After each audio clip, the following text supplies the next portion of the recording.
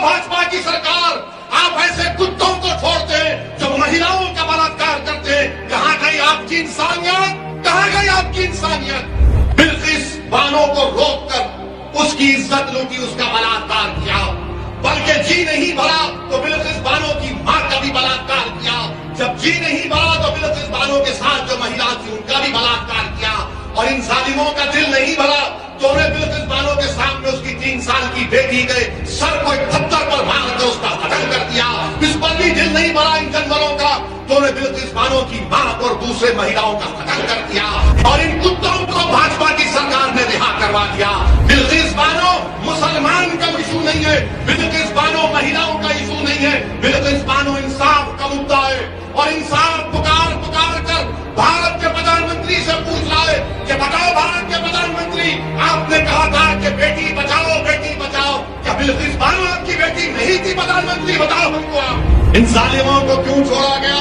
کیونکہ چھوڑنے والے نے کہا کہ برہمن تھے، سنسکاری تھے، کسی ایک مہیلا کی بلاತ್ಕಾರ کرنا سنسکاری کام ہے۔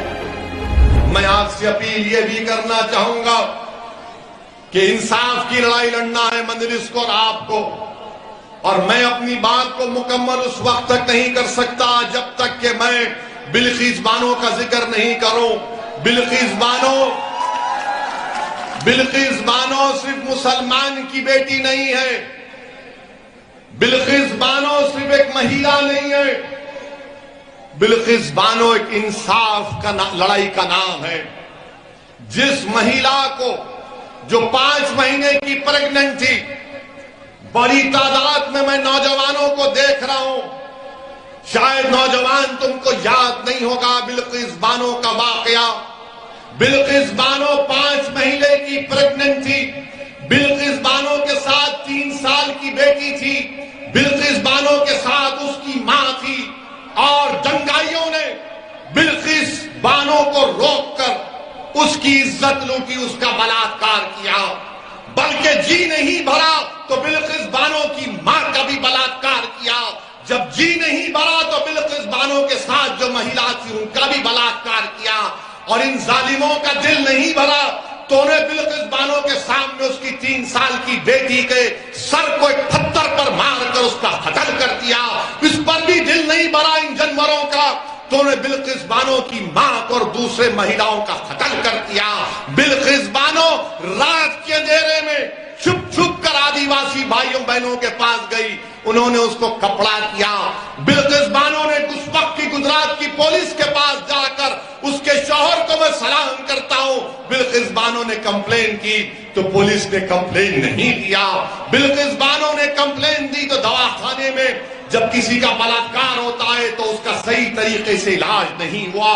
بلقیس بانو ڈٹی رہی، اپنی عزت کی لڑائی بلقیس بانو نہیں لڑ رہی تھی، بلقیس بانو انصاف کی لڑائی لڑ رہی تھی۔ مہاراشٹرا میں مقدمہ چلا، ٹرائل کورٹ نے سزا دی، ہائی کورٹ نے سزا کو برقرار رکھا، تو نریندر مودی کی بھاجپا نے، گجرات کی بھاجپا کی سرکار نے اپنی ریمیشن پالیسی کے تحت ان ظالموں کو، جنہوں نے بلقیس بانو کے ساتھ اس طرح کا برتاؤ کیا اور جنہوں نے بلقیس بانو کی عزت لوٹی، کون تھے وہ لوگ تم جانتے نوجوانوں؟ وہ بلقیس بانو کے پڑوسی تھے، جس کو بلقیس بانو چاچا کہہ کر پکارتی تھی۔